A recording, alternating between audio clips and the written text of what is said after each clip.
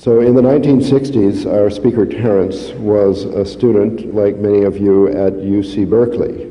And he left in the middle of things to go on a tour around the world for 7 years that ended in the deepest Amazon basin, where he had an experience that has determined his life in the 20 years following, and which is the subject of his latest book, True Hallucinations.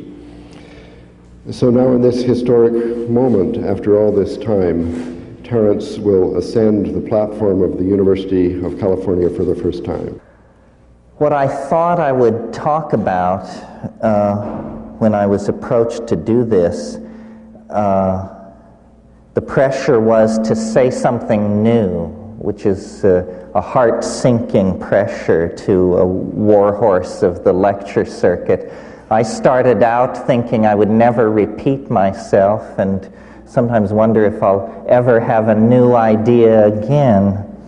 But what I wanted to talk about this evening was illusions.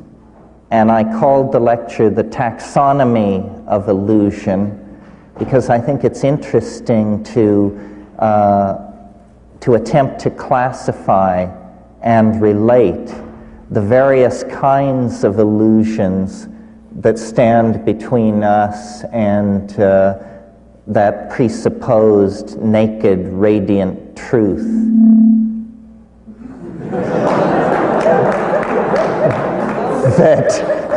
that has more or less driven the engines of Western philosophy since Plato. Of course, the great victory of modernity is to disabuse ourselves of such naive notions, but they die hard, I think. Ralph mentioned my latest book, and I don't intend to talk about the book particularly, but in the book I quote the only piece of poetry in the whole thing, not written by me. I now see that I seem to have lost it. Oh no, here it comes up. But it relates to this on many, many levels, this question of illusion and the relationship of the self to the real and where the world falls in that equation and the limits of knowledge and all that other good psychedelic stuff that needs to be considered. The quote is from Pale Fire by Vladimir Nabokov, and if you don't know this book, you should. It is without doubt one of the funniest books in the English language, and it takes the form of a very long poem and then the commentary upon this poem. The poem is written by a character that Nabokov creates named John Shade, and the part that I want to call to your attention this evening runs like this. That rare phenomenon, the iridule, when, beautiful and strange, in a bright sky above a mountain range, one opal cloudlet in an oval form reflects the rainbow of a thunderstorm which in a distant valley has been staged, for we are most artistically caged. Now, this is a very strange piece of poetry. This is not like even Wallace Stevens at his most obscure. In the first place, this word, the iridule, you won't find this word in any dictionary, and yet I sensed that this is obviously the word for this phenomenon.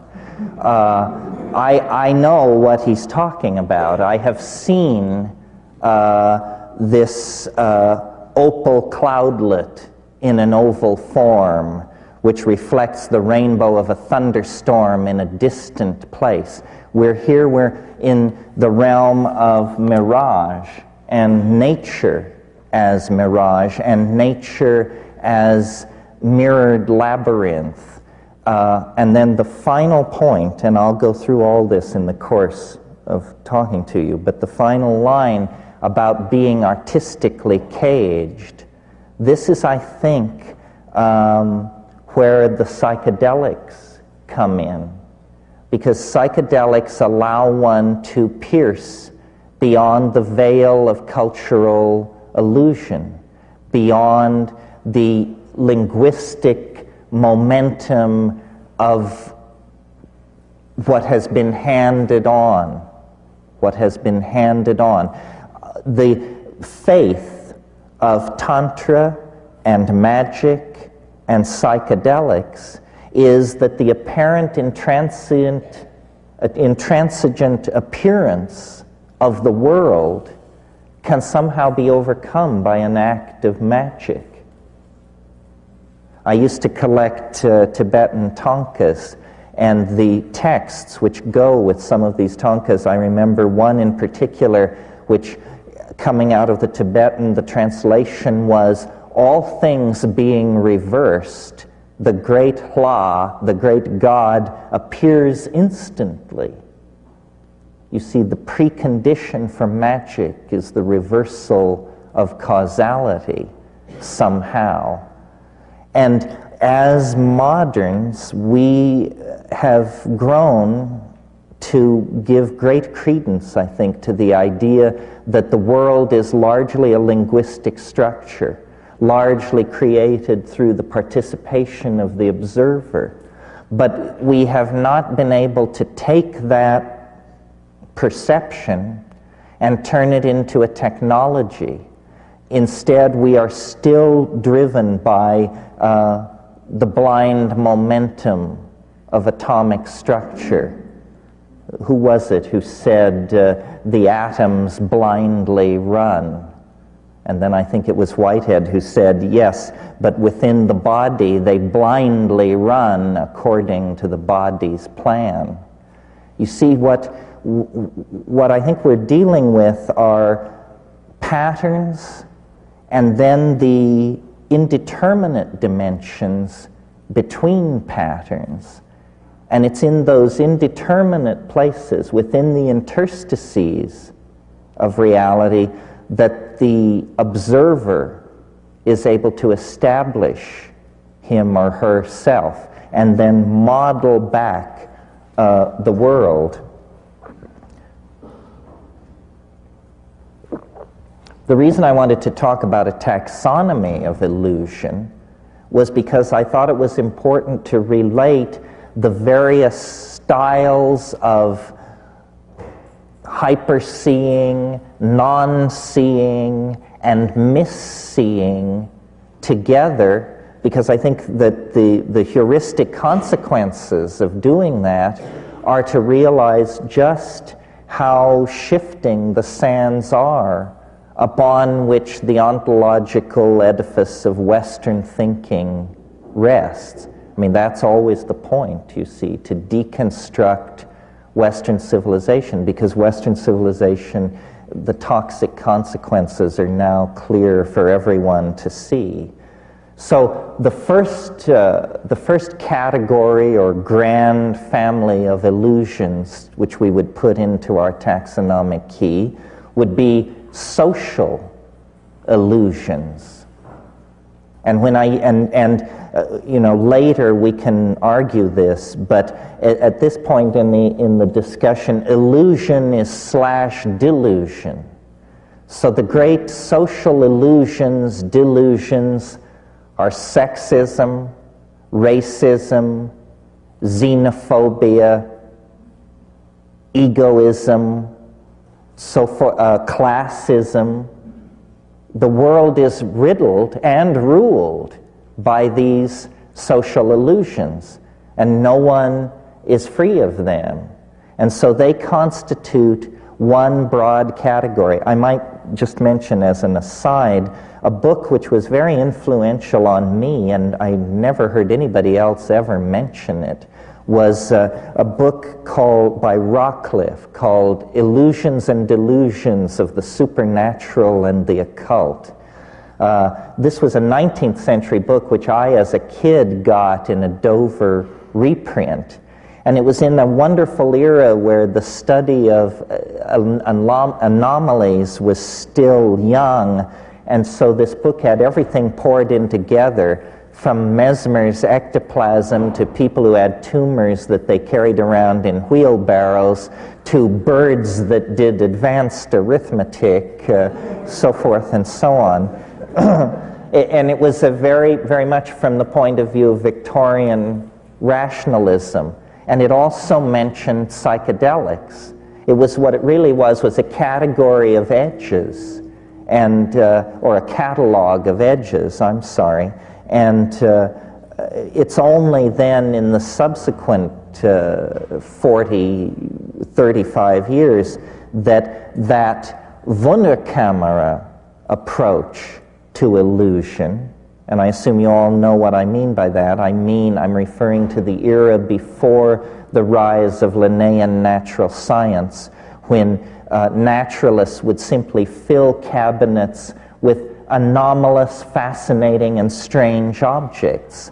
So the tarantulas might be mixed in with the chambered nautiluses, which might be stirred into the Zuni fetishes, which might be next to the something else. Then later these Wunderkameras, these curiosity cabinets, as we would call them in English, gave way to Linnaean taxonomy. In the same way, over the past 100 years, I think the study of illusion and anomaly has attempted to rationalize itself.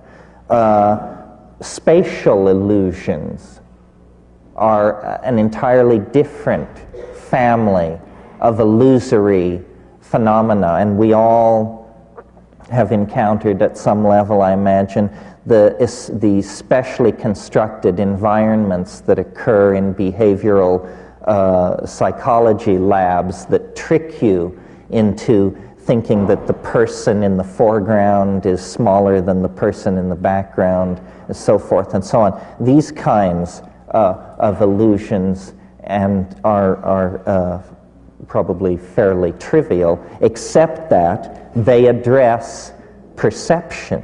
And when we get to psychedelics as a source of illusion, this is more important.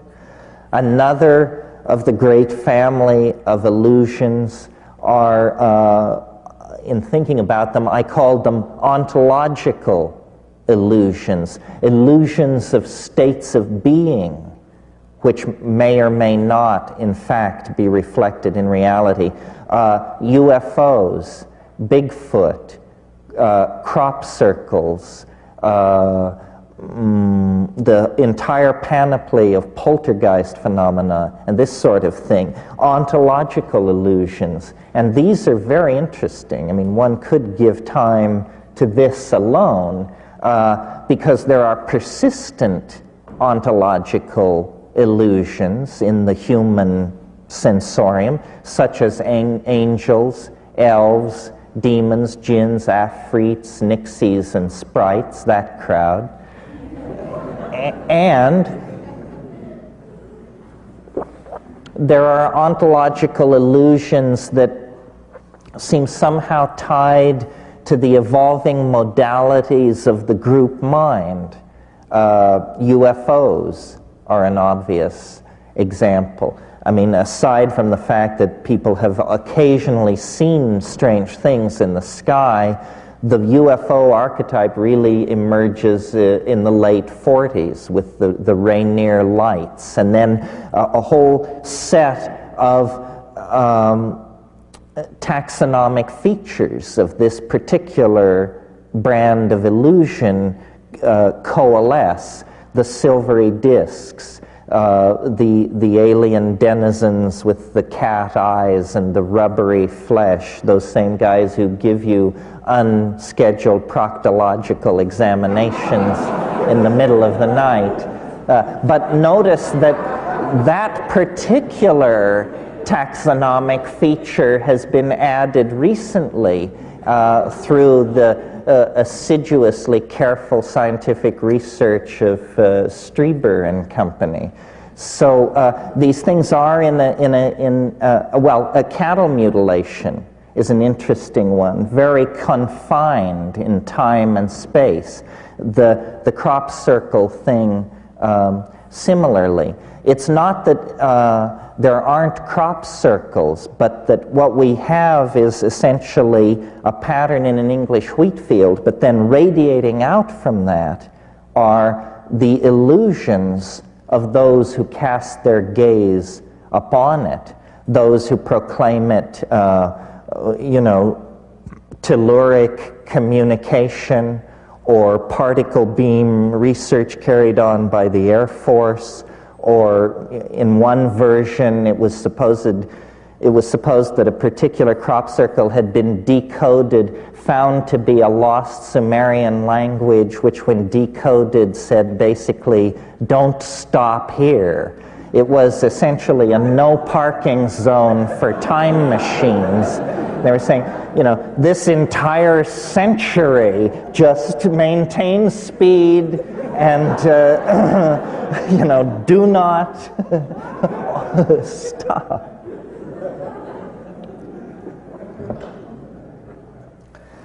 Psychedelic illusions. Again, this is a related category, but different from these ontological illusions. By illusion, I mean that these are confrontations with phenomena, an apparently subjective ground and an assumed rational observer, where then there is a more than ordinary amount of ambiguity. I mean, most of reality is illusory. It's just that we do each other the courtesy of not pointing this out. Actually you trace a very thin data path through the world, and most of what we assume without question, we have very little evidence for. I mean, something as simple as, like that Mount Everest is the highest mountain in the world. Well, first of all, very few people have ever seen it. I saw it, and because I saw it from a distance of about 500 miles, it looked quite small, and my own testimony as to whether it was the highest mountain in the world would be fairly unreliable. And besides, what does that mean anyhow, and how the hell do you figure it out? I mean, here we have one mountain in the Himalayas and another in Bolivia, and you're telling me you know which is the higher mountain? It must rest on a whole bunch of weird and fishy assumptions, resting on even shakier data. So, and that's just the question of the highest mountain in the world. Give or, leave alone the state of your lover's heart, or your banker's for that matter.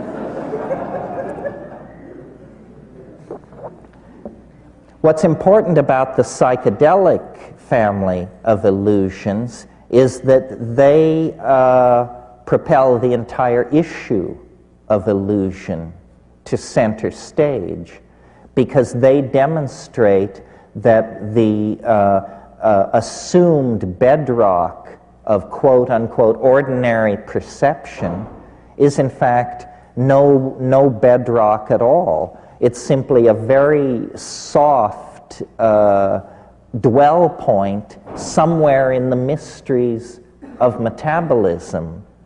And the consciousness, whatever its relationship to the brain, is spectacularly affected by the perturbation of the physical brain by endogenously introduced pseudo-neurotransmitters of some sort.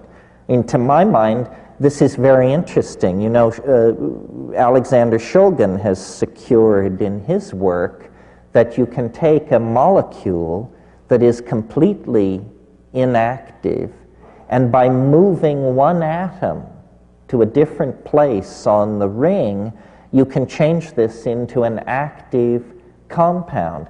Now, it seems to me you could hardly have a neater demonstration of the quantum mechanical foundation of consciousness, because you've moved one atom and you've moved the mountains of mind 500 miles from where they were resting when last you looked. It's quite spectacular. And it argues then that mind, which, strangely enough, the materialists always claimed this. They just put different emphasis on the words. Mind is a kind of iridescence upon metabolism. For the materialists, that was a dismissal, because to them what iridescence meant was a tertiary phenomenon, not inimical to the structure of matter, but necessarily perceived only through the intercession of an observer. See, that's what iridescence is. It's somehow a more fragile part of nature than the rocks, the trees, and the waters, because it's a play between light and mind. Again, a kind of illusion, a mirage. Now, in a very different category of illusion, and this is one worth considering because it's the one we tend not to place in this category, and that is the illusion of materialism. This has broken down completely. The idea that the material world was real sustained the investigation of nature from Parmenides to the early years of the 20th century. Virtually the entire history of human engagement in the abstract intellectual modeling of matter, matter was assumed to be pretty much as presented in perception, solid, enduring, having simple location, meaning, you know, it stays where you put it, and when you look there again, it's there. That sort of thing. Now, one of the best kept dirty secrets of Western civilization is that the core science, which is physics, the science which was always the envy of all the other sciences for its mathematical formalism and its incredible predictive ability, because it's not unusual in physics to predict from theory an experimental result to the third or fourth decimal. This is spectacular congruence between theory and experiment. You don't get that in the social sciences, or even in physical, need I mention, even in physical chemistry. However, the investigation of matter has now been pushed to such extremes that matter has shed its easily recognized and familiar face and has become something much slipperier, much more dependent on the presence of the observer, much less easily located in space and time, something much more of the nature of thought than of the familiar conception of matter. This word has not reached even as far as biology yet. The biologists are still laboring under the notion of the reality of physical material. If any of you read this book that was published last year with much to do called Consciousness Explained, actually it should have been called Consciousness Explained Away. Here was an effort to drag out all the old material paradigms and explain away consciousness. The problem is matter itself has taken on the qualities of mind. And as this realization relativizes the life sciences, I think there is going to be a new interest in the potential for psychedelics to elucidate mental functioning, because what will become respectable, you see, is talk of the observer. This is what has invaded physics, the most rarefied and formal of all the sciences, had, in order to make sense of its enterprise, allow the observer a kind of primacy with the thing observed. As this seeps into the life sciences and psychology, hopefully the phobia of actually involving yourself in your field of study that informs all these reductionist, ratomorphic types in the schools of psychology will be overturned. Well, having flayed that dead horse sufficiently, another category of illusion that needs to be addressed, I think, is how would one call it? Well, basically philosophical illusion, or philosophical/religious illusion. This is the idea that by a direct appeal to intuition, we can somehow gain a foothold on truth. I think this is as specious as the notion that we can gain a foothold on truth through reason or experiment. This foothold on truth idea may have to be given up. I'm sure some of you have heard me recall the situation where Wittgenstein was raving about something, and one of his students said, "But is it the truth?" And he said, "Well, it's true enough."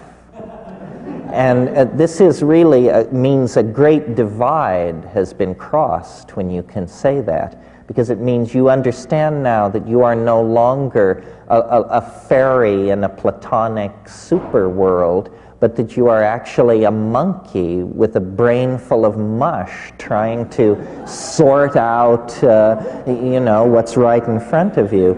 True enough is what we should probably rest with. And, illusions abound. For instance, I was speaking of these religious ontologies. I was talking to someone recently who amazed me because I've always thought of them as a person of great intelligence, but who would never be reclaimed from the arms of Mother Church. And we had dinner last week, and he said, "I realized it finally comes down to, do you believe the universe is being run by the ghost of a Galilean politician?" And he said, put that way, I realized that it wasn't. Other religious myths are less easily undone, I think. Monotheism has an appealing philosophical neatness, but it leads apparently to clitorectomy. So, you want to watch that. This search for philosophical neatness may make for strange bedfellows. And of course, Buddhism, I love the illusion of Buddhism. It's the illusion that illusion can be transcended. And again, not really doing genuflection to the animal nature. It's amazing to me. I mean, if you were to meet a termite who stated that his or her goal in life was the perfect modeling of the cosmos, you would think it was quite a comic undertaking. And yet, how different are we that we should presume to more than a shadow of the truth? Well, then, finally, or I don't know finally, but completing my laundry list here, linguistic truth, or the truth of language and the illusions that language weaves. Because someone quite intelligent, said language was invented so that people could lie. In other words, it gives you that fudge factor of obfuscation, where someone says, you know, why did you do that? Well, the best approach is, I didn't do that.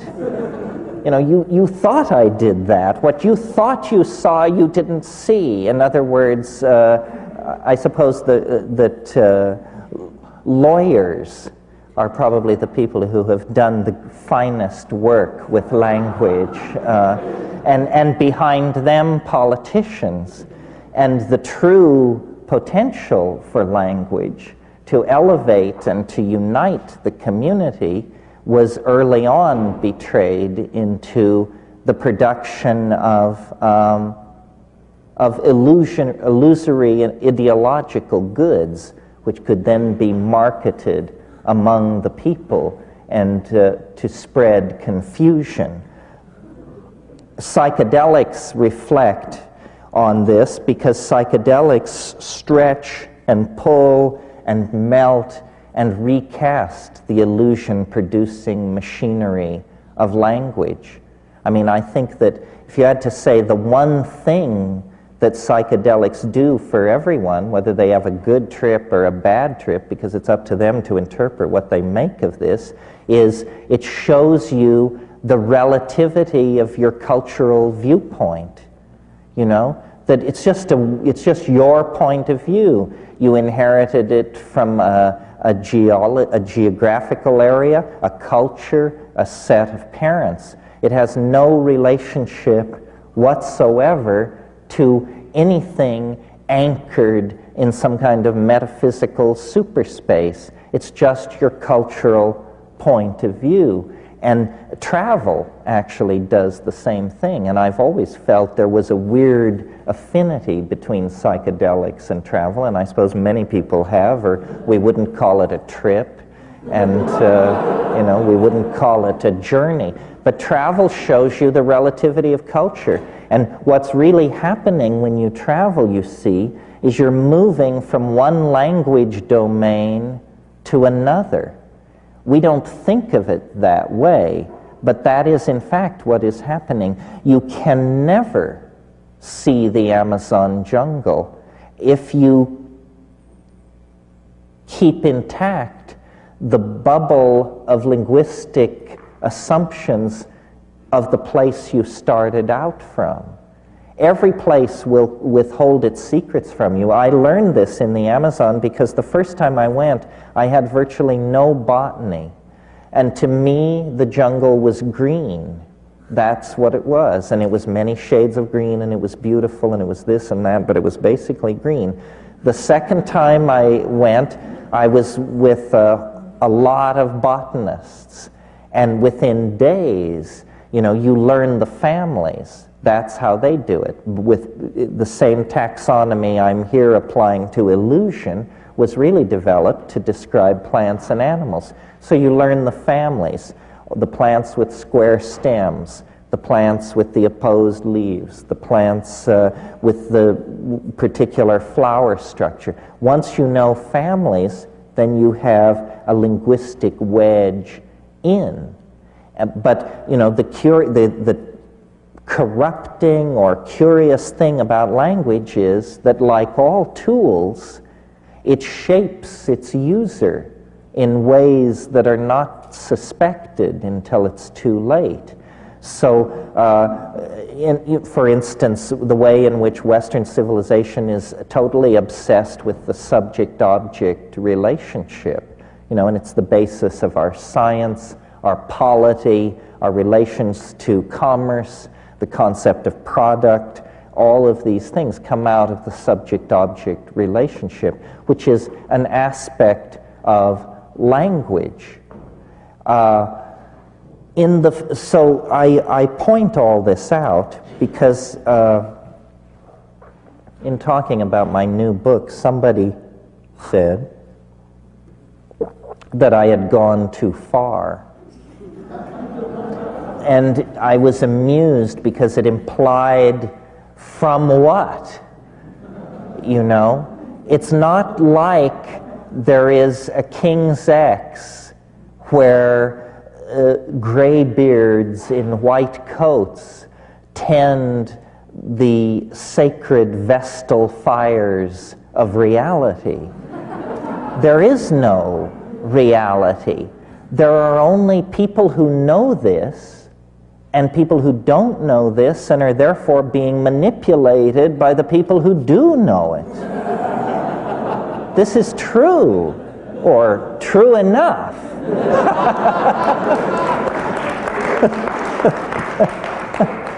And, you know, one of the things that has amazed me with my own personal career, because, you know, I started out basically shoveling snow in a cow town in Colorado, and by fate or who knows what, come to the present position.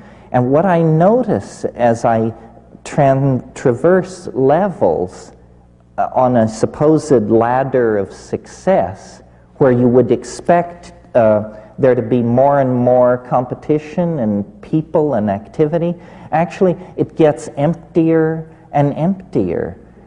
There is nobody minding the store, as far as I can tell. This is why I'm so unsympathetic to conspiracy theory. We could use a few conspiracies. Nobody is minding the store. Everybody is getting rich, personally rich, and so they don't have time for, you know, to advance the Aryan race or the Council of Zion or any of this fantasy and illusion that haunts the world of conspiracy theory. Rather, it seems everything is being left pretty much to develop on its own, because people are afraid to grab or touch the levers and buttons in the control room of the historical vehicle. And what that means then is that people who can cut through these many, many illusions, the illusion of materialism, the illusion of business as usual, the illusion of benevolent institutions carefully guiding us toward reasonable destinies. If you cut through all that, if you disabuse yourself of all that, you will empower yourself to eventually be able to stand up in delicate social and political situations and just say, bullshit. That's bullshit.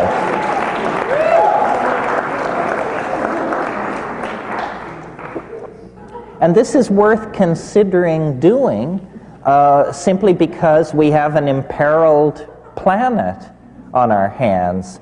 We have been, for a long, long time, the victims of illusion. Western civilization, Stefan Dedalus was right. History is a nightmare from which one must awaken, quite literally. I mean, we have been blind to what we have been doing. We are blind at this moment to what we are doing.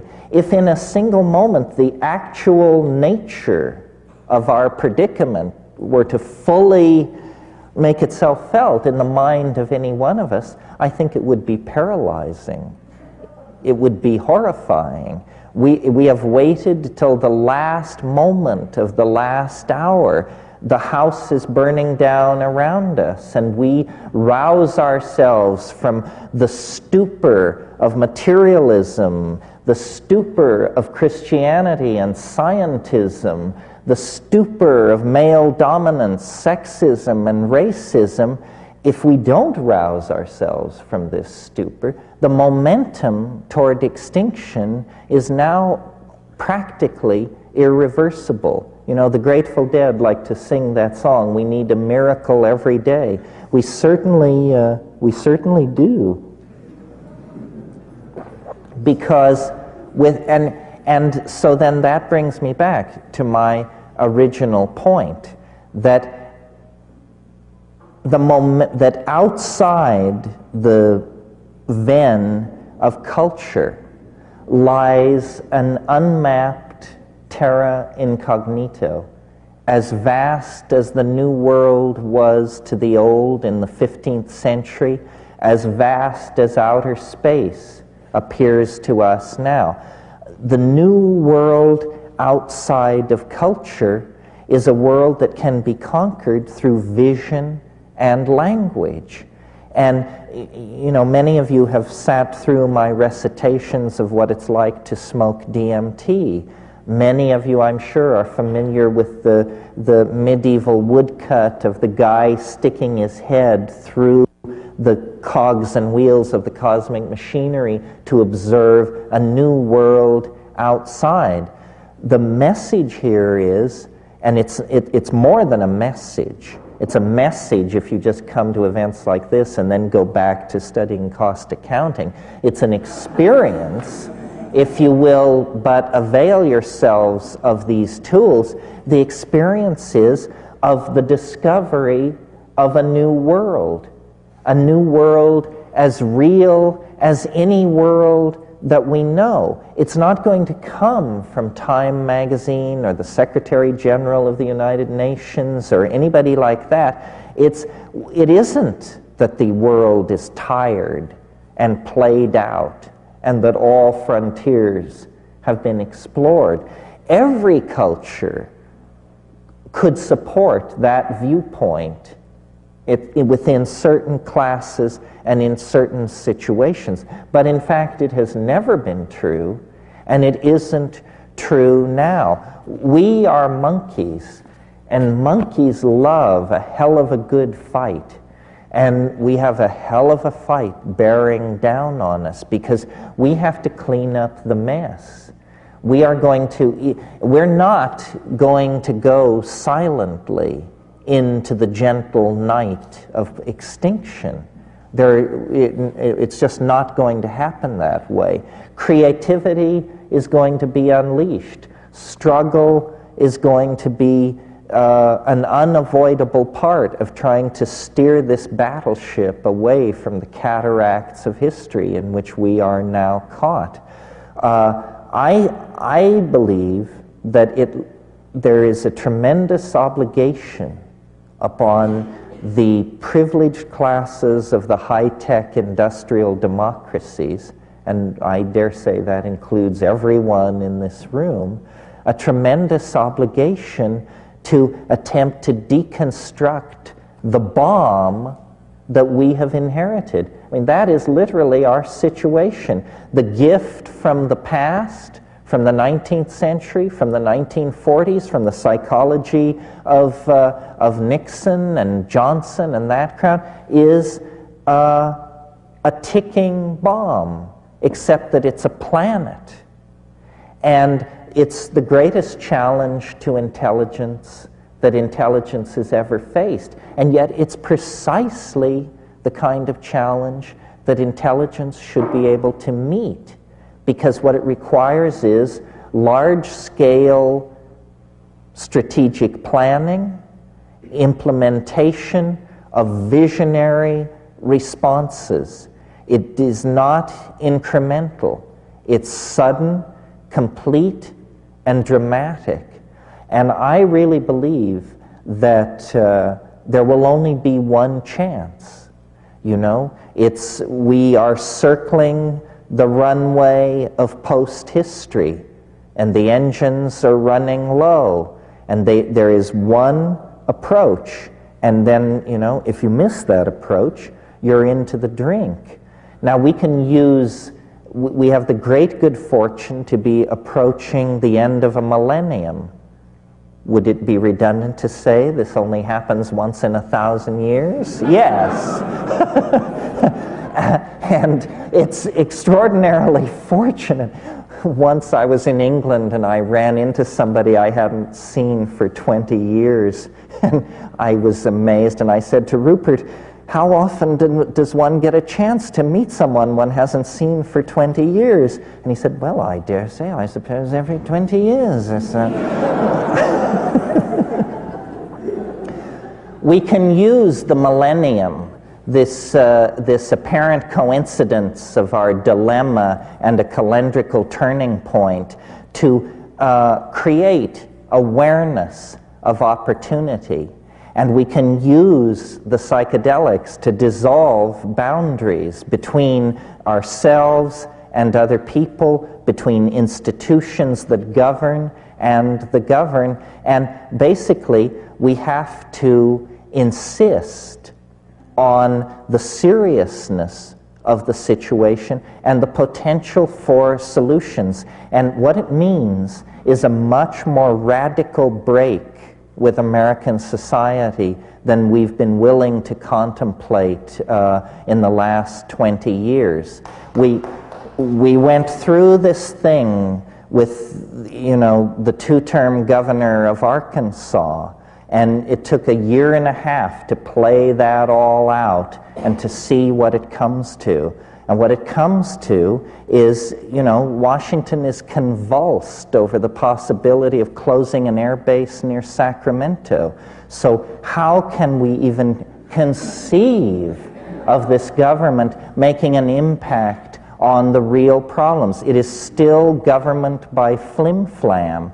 And that would be all very well if we had 500 years to dig ourselves out of this dilemma. But if a radical political alternative is not opened up in this country, then we are essentially, I think, going to amuse and entertain ourselves into extinction. The ordinary orthodox system has failed. What Bill Clinton exists to prove, at best, is that people of goodwill make no difference in those institutions because they are compromised and corrupted from the very beginning. It's just the way it is. Those institutions are set up for business as usual. Business as usual at this point is a death sentence on the human race. What has to be done is a tribalizing of culture, an ecstaticizing of culture, a dissolving of hierarchy.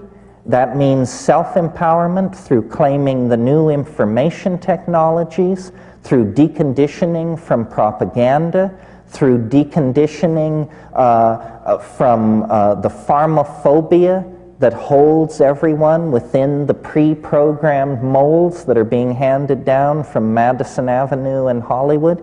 It means actually realizing that your life is your own. Your destiny is your own. It isn't within the confines of the culture because the culture is dissolving. And to the degree that the word is put out, that phenomenon will accelerate. We are in an extraordinary transition. Everything that has worked now doesn't, meaning global economic systems, control of the spread of epidemic disease, so forth and so on. All these systems are breaking down, and yet the new systems are not yet in place.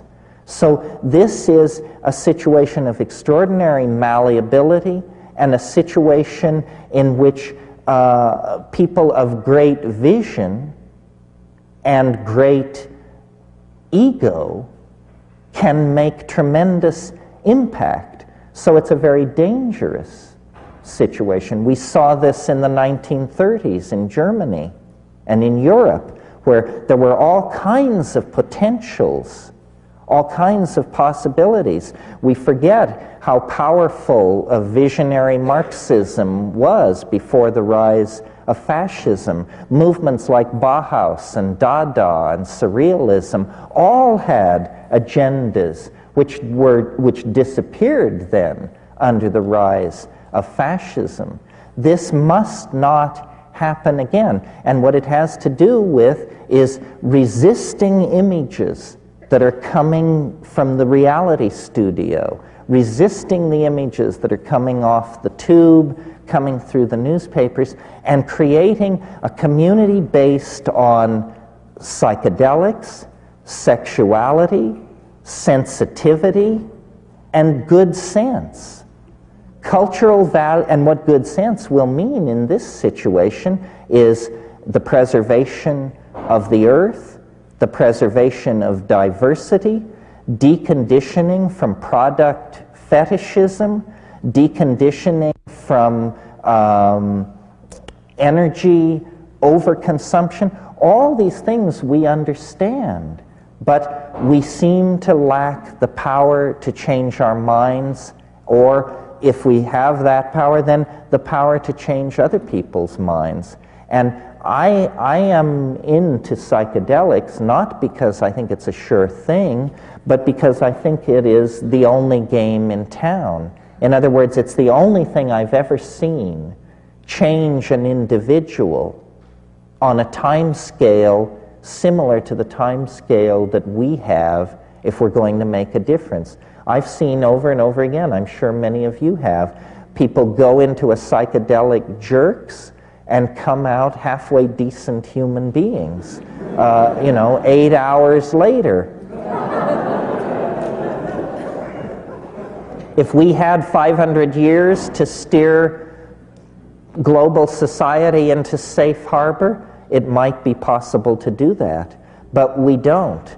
I mean, I really believe that we are being asked to participate in the birthing of a new order of being, and that there is reason for great optimism and hope, because it looks like we're just boring into solid rock, but in fact there's somebody else boring through that solid rock, and they have triangulated our approach, and they are hurrying to meet us. I don't think we fell into this situation because of bad fate or bad destiny. This is part of the process. History is what happens when an animal species, an advanced animal, falls under the influence of a transformative attractor of some sort. History is only about 25,000 years in duration. The interesting part in the last 5,000 years, what has happened is that something confounding has entered the local situation, or was always dormant there but has stirred to wakefulness. And it is not God, not the God that in Milton's wonderful phrase hung the lamps like stars in heaven. It isn't that God. Maybe it's the God of biology, but whatever it is to us as we are to the termite. And what it is doing is it is casting an enormous transcendental shadow back through time over the epigenetic landscape of biological becoming. And in our species, for reasons mysterious to me, we mirror this thing, and it has swung our compass away from the forward flow of genetic theme and variation, and in a course orthogonal to biology, a course set on the transcendental, and it is pulling us toward it through the medium of transforming our languages, through the medium of the imagination, which is, after all, this mysterious mental domain in which we are whispered to by angels, demons, gods, ancestors, aliens, and out of that intercourse, culture, self-transforming, shedding its face every 100 years, building on novelty, is ascending toward a reaching out toward the unspeakable. This has been going on, I think, for billions of years. It has obviously and incontrovertibly been going on since the advent of consciousness in the human species. And now we're there. We're in the final domain of the confrontation with the secret. It is impossible to conceive of history going on for hundreds of years. The planet cannot sustain it. All of these social structures and institutions that we have surrounded ourselves with are obviously lifeboats. They are not made to last. They are made to carry us to a certain point in the life of the earth, and we are now there, or we are within 20, 30, 40, 50 years of confronting the transcendental object at the end of time that drew us out of the animal body. History is the proof and the shock wave of the eschaton. This is a hard thing for secular audiences to wrap their minds around because they're familiar with hearing this from rattlesnake-handling Christers. But that's simply because religion has always been the repository of the irrational intuition. It never said that the irrational intuition is ipso facto false. It becomes a travesty when hung with the trappings of dogma derived through the scholarly revelation of weasels. But the intuition is pristine, and the intuition of Islam, Judaism, Christianity, and cults innumerable is that there is a finiteness to the historical experience. And then the more staid the ontology, the further into the future they put it, so they can continue trading real estate for the next little while. I think that it is now possible to extrapolate the curves that describe our degradation of the planet, the spread of epidemic diseases, the ozone hole, the extraction of metals, the clearing of the rainforest, the rise of population, the spread of toxic compounds, so forth, to convince yourself, even from a rational point of view, that history is a self-limiting process. Well, if you're a rationalist, then you must conclude we're just headed for extinction. I would think then the rational response to that logical process would be to get your ass in gear and try and avert the extinction. And if you're not a rationalist, then the conclusion you draw from all that is that we are within striking distance of merging with the mysterious hyperspatial source of our intelligence, and that somehow this is a planetary birthing, something as scripted as the breakup of Pangaea or the movement of glaciers south from the pole. It's just part of the process. Culture exists to transform mind out of the domain of matter. We are rising toward the rarefaction of ourselves into the transcendental plasmate body of alchemical and Buddhist preoccupation.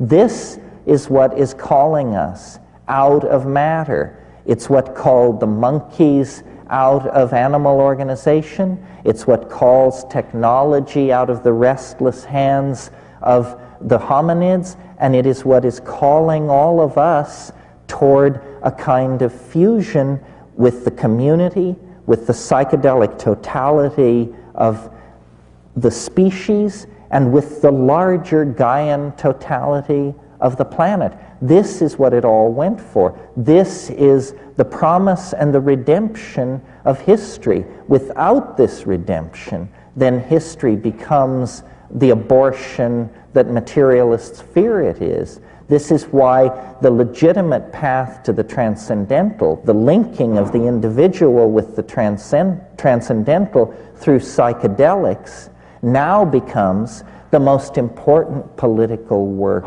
that can be done in the light of the rising awareness of the end of history. Thank you very much.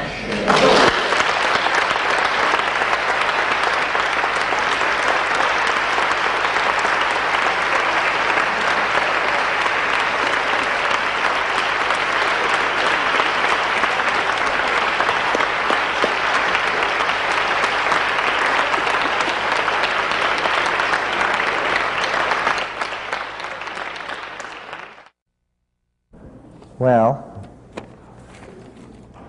all of you who stayed, the intrepid core, I'll just go through these. I've not had any chance to look at them, and handwriting is also degraded here at the end of the world, so it's a little hard to sort out some of this. What role does an individual psychedelic experience play in the massive changes that you're anticipating? It would seem to me, my model for the psychedelic experience, there have been a number of them. The idea that it mimics madness, that was one idea. That it takes you into the Jungian unconscious, that was one notion. That it somehow illuminates the concepts of Indian yoga or after-death models, such as the Tibetan Book of the Dead. All of these have been tried.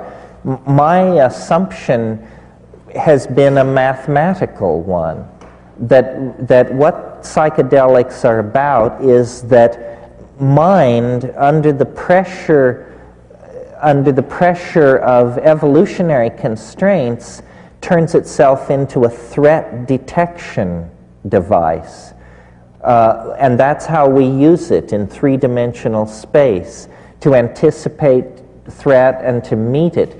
But that is, as it were, a lower order application of mind, and that in silent darkness, what happens on psychedelics is that the mind unfolds literally into a kind of superspace or a higher dimension in the mathematical sense, because I take seriously the claims made in all times and places for millennia that shamans can locate lost objects, predict weather, see where the game has gone, and predict the outcome of disease situations. In all cases, what is involved is a higher dimensional relationship to the manifold of history. So I think that you all understand that a locked box, if we had a padlocked box here on stage, a locked box is not locked in hyperspace. It has a dimension in hyperspace from which the contents of the locked box are easily removed, taken out, and put back.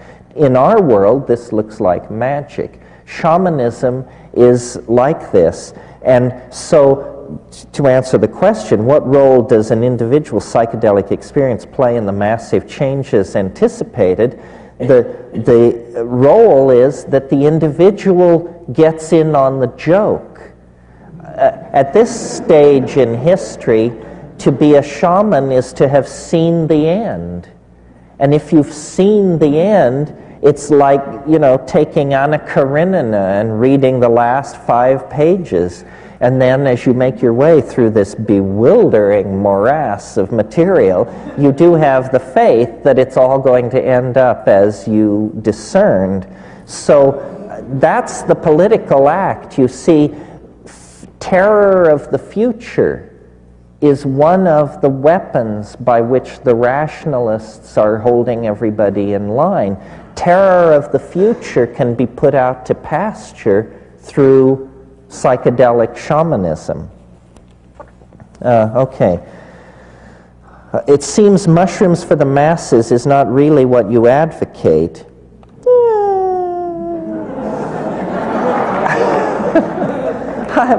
Mushrooms for the masses doesn't sound like such a terrible idea. I mean, I always equivocate by saying, if you're if your problem is maintaining boundaries, then you probably shouldn't take any psychedelics. But you can't, in a mature civilization, you know, you don't define opportunities based on what will be detrimental to a small minority. Mushrooms for the masses seems to me a fine idea. I just don't see how it can ever come about, because I believe that the society-shaping effects of these things are so powerful that they will never be tolerated. Just to go off on a tangent for a moment, this is why I am an incredibly pessimistic person about getting pot legalized. Because as far as I can tell, the argument now in favor of legalizing cannabis is that it ain't no big deal, so why not legalize it? The problem is it is a big deal. You know, you just have to bake it into some banana bread and you'll find out what a deal it is. So, you know, and if you read the 19th century accounts like Fitzhugh Ludlow, the hashish eater, people like that, it's perfectly clear that it can reach LSD levels of intensity if you eat it. And the question, you know, if pot were judged on its social impact, or, you know, its lack of addiction, its lack of detriment to health, it would have been legal a long time ago. But it subtly erodes commitment to dominator values in ways that are absolutely intolerable to dominator institutions. I mean, they'll let gays in the military before they'll legalize pot. That's how threatened they are by pot. Well, let's see here. Recently you appeared on talk radio with LA Police Chief Daryl Gates. What was the inside story, and do you feel you were heard by him? Well, yes, I won't give this too much time. I did appear with Daryl Gates on his radio show. Clearly, they're desperate to raise ratings. They'll do almost anything at this point. And Daryl Gates was a pussycat, very easily intimidated by, I mean, I make no great claims in this area, but intelligence. He completely folded in the presence of, you know, academic calm, big words, citation, that sort of thing.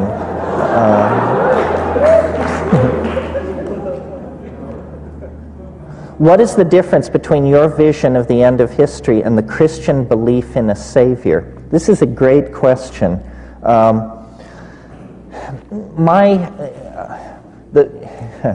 Well, it's complicated. The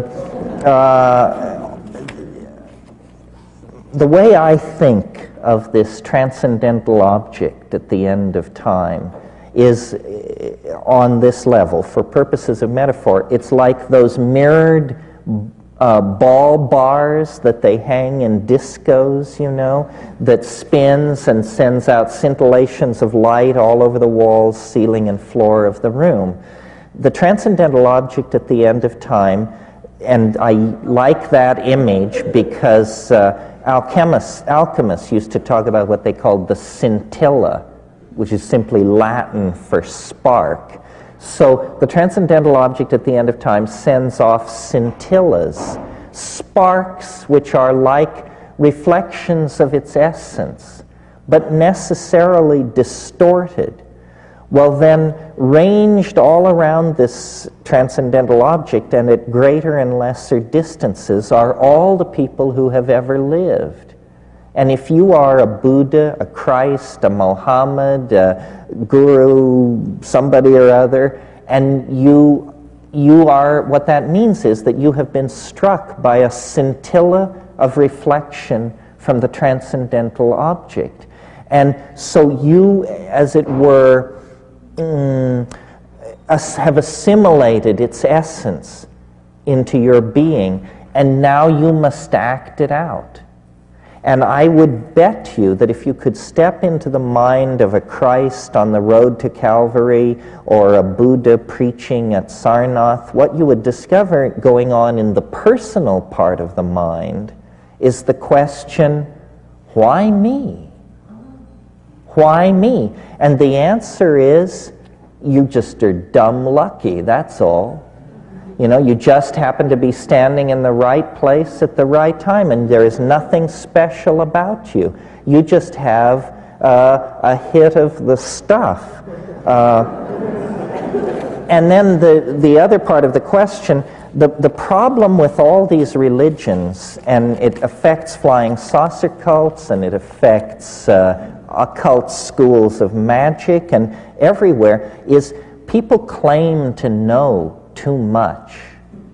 They are not willing to live in the light of ignorance and in the absence of closure. So, you know, my God, you go to these UFO conferences, and, you know, you've got the people talking to the Pleiadians in booth 1. Next to them, people are talking to Commander Zamo of the Antares system.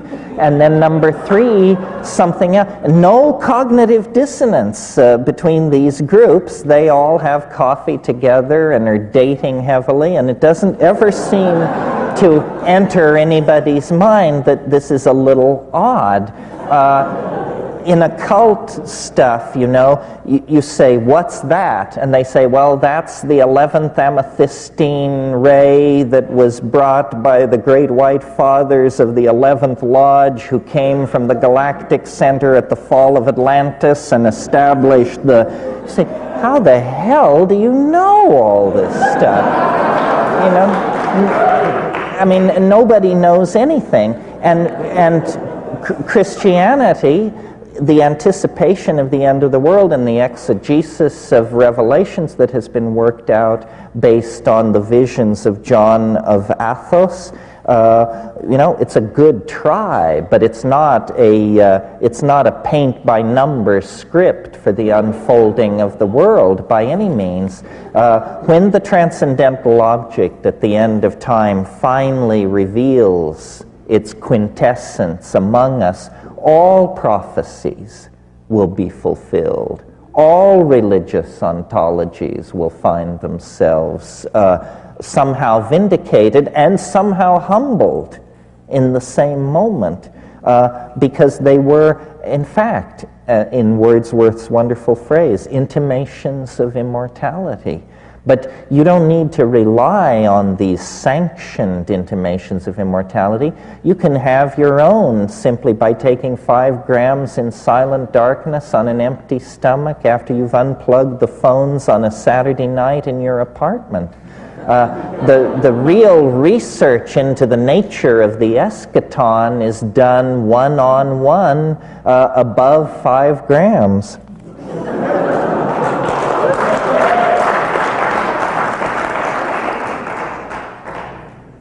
Well, let's see here.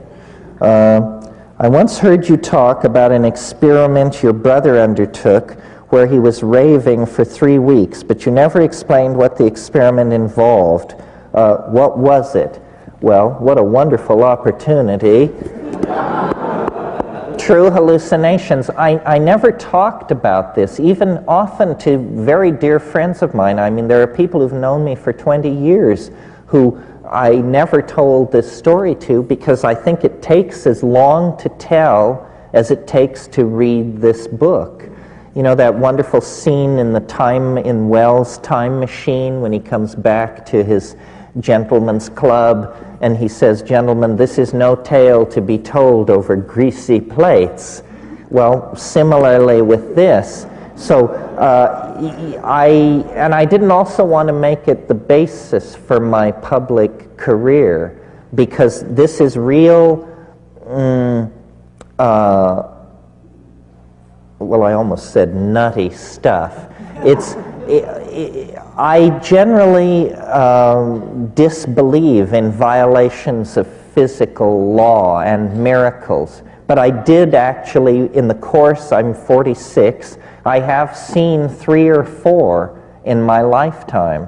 And each time it's absolutely astonishing. Whole worlds of possible questions are instantly answered. And I wrote this book to inspire people to follow our method, which is, our method is the rational but stoned mind in confrontation with the obscure. Seek ye the obscure. You know, if a book is not at least 100 years old, don't read it. If a country has more than one international airport, don't visit it. If a village has more than one outboard motor, don't stay. And just keep pushing and pushing and pushing, because out there at the edges are the edges. And that they're edges because nobody goes there, because the unsanctioned is hidden there. You know, that's where the shamans are, and the mad people, and the sexual experimentalists, and the aesthetic experimentalists. That really is the method, not belief. Belief is a toxic and dangerous attitude toward reality, I think. After all, if it's there, it doesn't require your belief. And if it's not there, why should you believe in it? It doesn't make a whole lot of sense.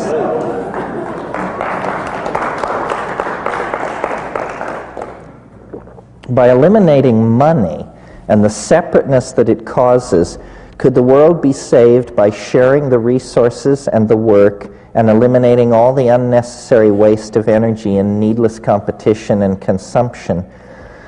Well, I'm not sure how money could be eliminated. See, I'm a funny person. I vacillate between, I have a very strong impulse toward political action and save the world and round up the miscreants and set things right. That's part of my thing. But I also have this incredibly evolved sense that it's a done deal, that it's okay, that the main task is a certain alertness and attention to one's comrades, and that it will all unfold through the intercession of the transcendental object at the end of time. People say this is a contradiction. Fine, it's a contradiction. I mean, what are we doing here anyway? Is life supposed to be simple? But I preface that by saying, one time somebody in a group like this challenged me and said, you're always talking about the peril of the planet and one thing and another. Why don't you ask the mushroom how to save the planet? And so then I thought that was kind of a facetious and challenging thing to propose, but the next time I found myself capable of asking the question, I did. And the mushroom hesitated, and now I pass this on to you as pure fungal hearsay on the networks. I said to the mushroom, so how can we save the world? And it hesitated roughly a third of a second, and said every woman should bear only one natural child. I thought about this for a long time before I ever publicly mentioned it to anyone, and I realized, you see, I think that what is destroying us are two things. Number one, an uncontrolled rise in population that wipes out every good intention, every social program, every expansion of agriculture succumbs to expanded population. This is destroying us. The other thing that is destroying us is that we are not properly utilizing the intelligence, talent, and so forth of half of our population, the female half of the population. Now, people say that we must, women must be promoted to professional positions and power positions, and of course this is true, and I agree, but what is really holding women back is that they spend a staggering amount of their creative lifespan raising children. And if every woman were to bear only one natural child, the population of the planet would fall by 50% in 40 years without wars, epidemic diseases. It would just naturally fall in half. Now, I don't think very many people have ever considered this possibility. We tend to think that our problems are insoluble.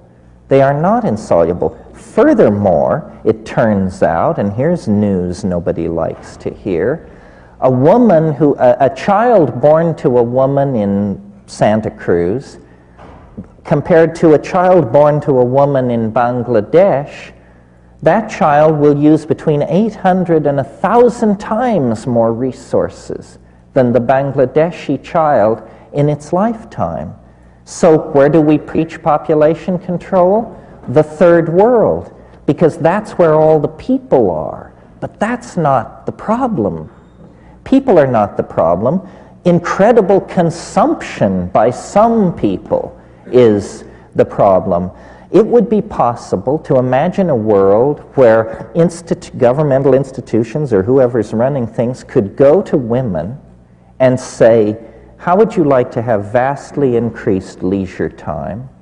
How would you like to have an increased expendable income? And how would you like to have genuine status as a hero in the struggle to save the planet?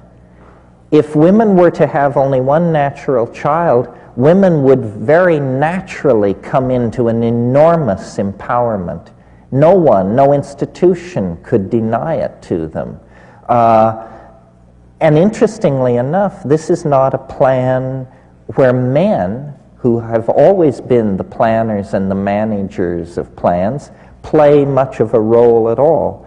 Well, I just pass that off in case you don't want to put your trust in the transcendental object at the end of the world.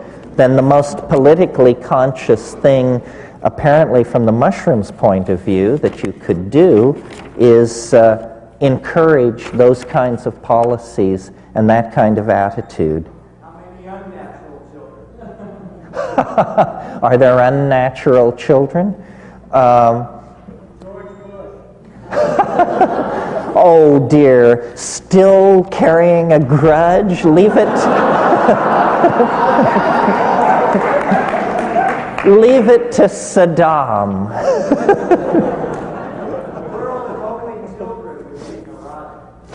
No, that is not true. That's what always put out. The fact of the matter is, in 1800, the average American woman gave birth 13 times in the course of her lifetime. The two-child family is a genuflection to the Industrial Revolution.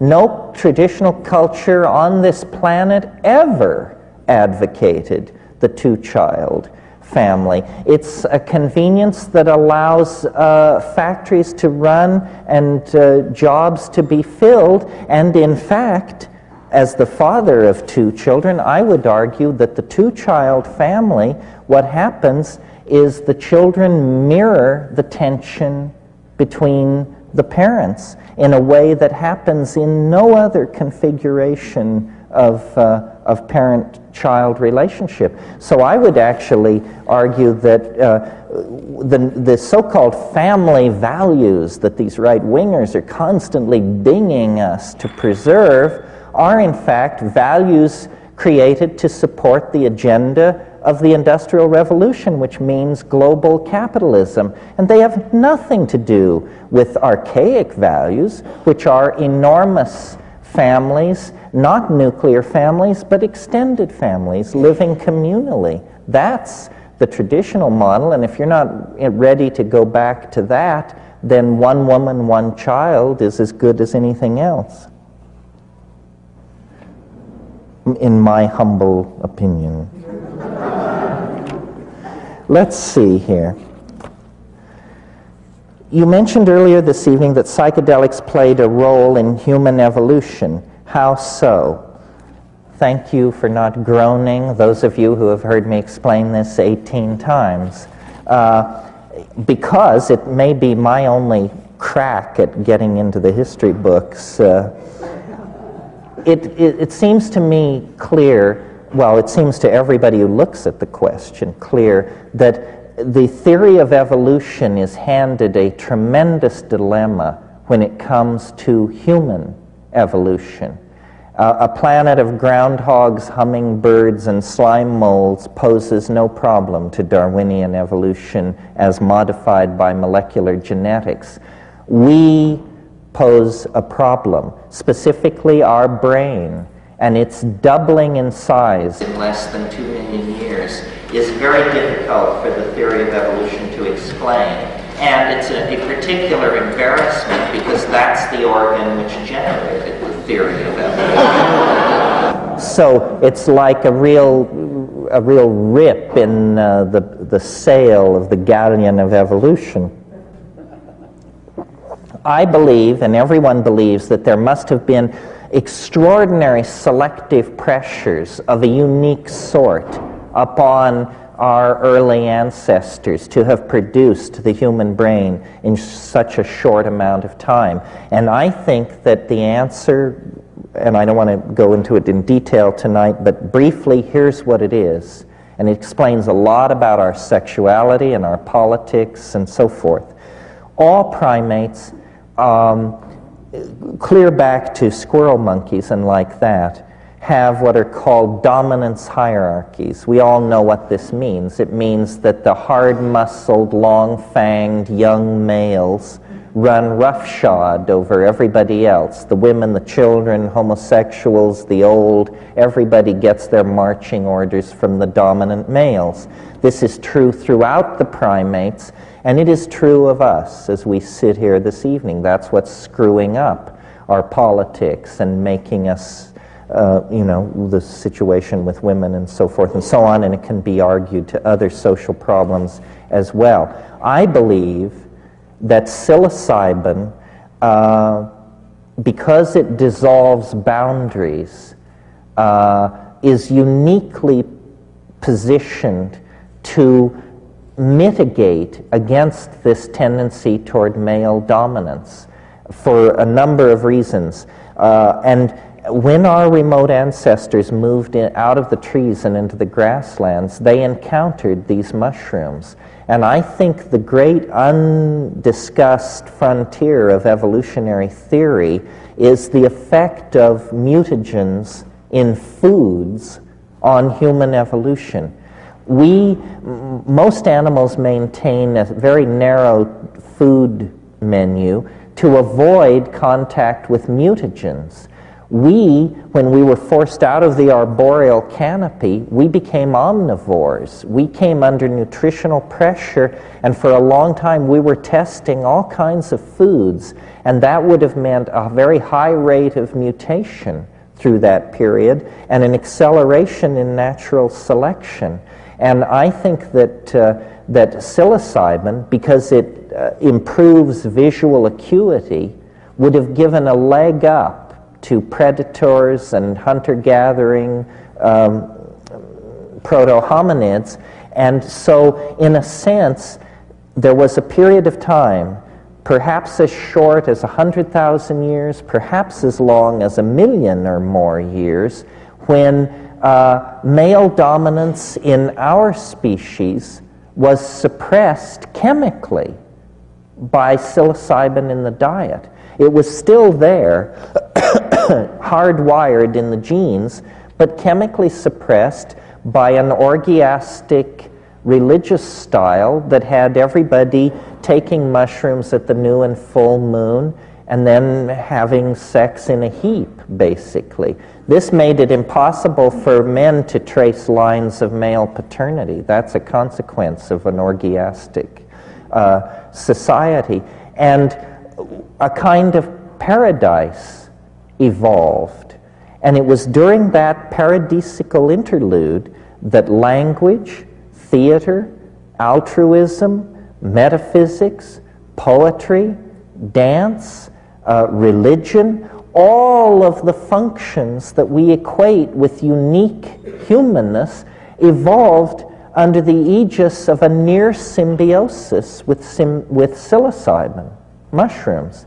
And then, and this all was happening in Africa, then through climatic upheaval, drying of the African continent, the mushrooms disappeared, and God forbid, the old wiring reasserted itself. It must have been hell on earth. It must have been similar to what we're living through. It must have been an era of incredible brutalization when people stopped caring for each other. People stopped having group sex. They started fighting over women, fighting over territory, bashing each other's brains out, appointing leaders, developing weapons. The entire sick set of pathological institutions that leads to our dilemma was evolved in the wake of the invention of agriculture and the abandonment of nomadism and so forth and so on. And this is why I think we're so funny on the subject of drugs, because we are literally the children of a drug. There wouldn't be human beings on this planet had there not been this hominid-mushroom interaction over a very, very long period of time. The reason we addict so easily to so many substances, and the reason people destroy their lives with various addictions, is we have an itch that we just can't scratch, and we try everything. And I maintain that you'll keep itching and you'll keep scratching till you come to this very narrow family of hallucinogens, the tryptamine hallucinogens. Then the itch stops, because you are restored to the archaic dynamic in which we created the most noble social systems that we have ever lived under. The archaic, nomadic, shamanic, goddess-worshipping world of the dawn time.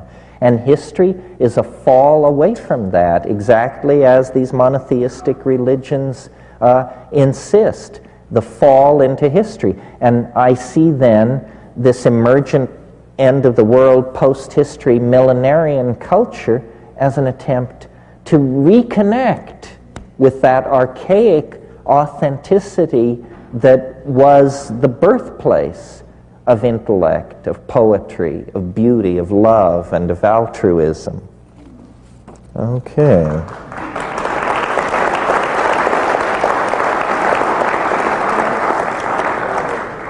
These are great questions. I wish I had more time. Here's one. Please define intelligence.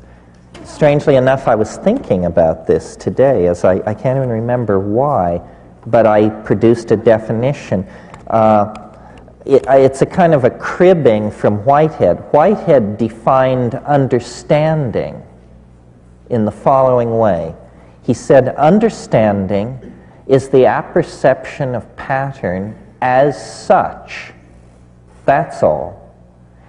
For instance, in this room there are many patterns, where the men are, where the women are, where the over 40s are, where the under 40s are, where the wealthy and the poor are. Each of these patterns, if you can see it, tells you more about the situation. And presumably there are an infinite number of these informative patterns. So I would define intelligence as Whitehead defined understanding. Intelligence is the apperception of pattern as such. And the more of the pattern and the more patterns that you perceive, the more intelligent you are. Of course, these patterns must actually be there. Otherwise, you're delusory, and that's a different issue. And then I'll do one more here. Oh, you don't want go fast through them.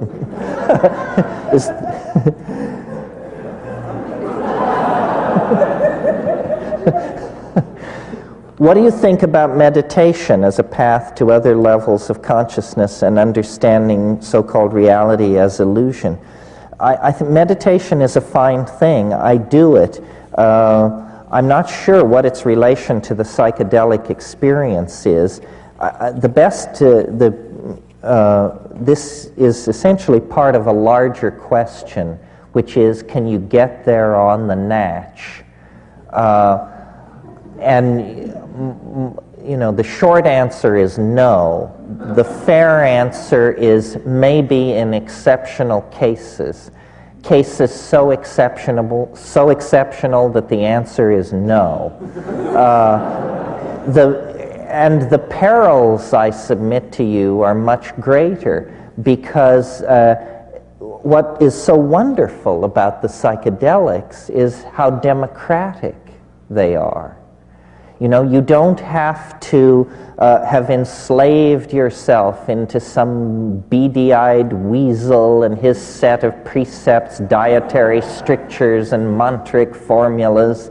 It doesn't work like that. It isn't handed down through a human lineage.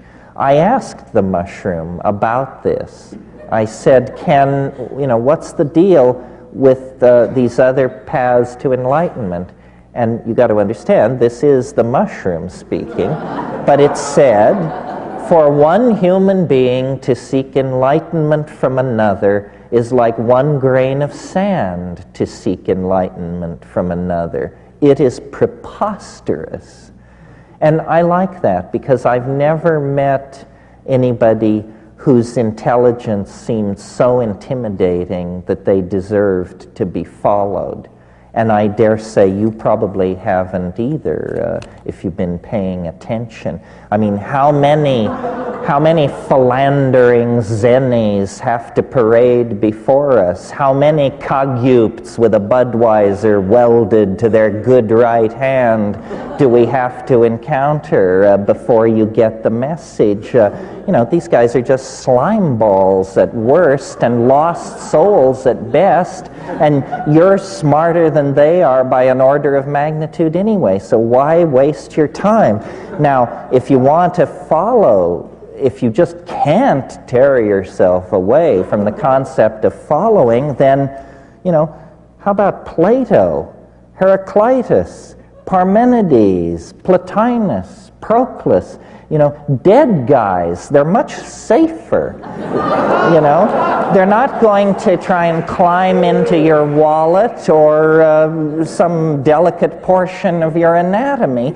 Plus, they've been use-tested in the historical arena and have been found to be generally at least harmless at worst, and in some cases actually to be recommended. So I would say, the whole message of psychedelics is self-empowerment. Trust yourself. Seize the tiller of your destiny. It is your life. It is your body. It is your mind. And it's your world to remake as you choose to reshape it. History has failed. The past is no guide. The immediate generations preceding us have dealt themselves into bankruptcy. Their object fetishism, their ideological excesses, their tendency to resort to brutality in the solution of every problem has essentially ruled them out of play. They are no longer operable. And psychedelics, because they do, in fact, enhance, accelerate, and promote consciousness, must, it's not a debate, must loom large in the future history of our species. Because if consciousness is not a major part of the human future, it is not a human future. Thank you very, very much.